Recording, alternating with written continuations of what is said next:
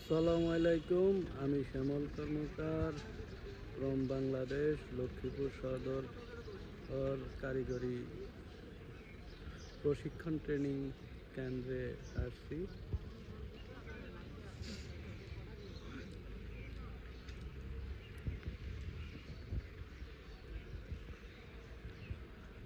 এই কারিগরি প্রশিক্ষণ কেন্দ্রে গানে প্রশিক্ষণ সহ নানাবিধ প্রশিক্ষণ কার্যক্রমে অংশগ্রহণ করে থাকেন দূর দূরান্ত থেকে আগত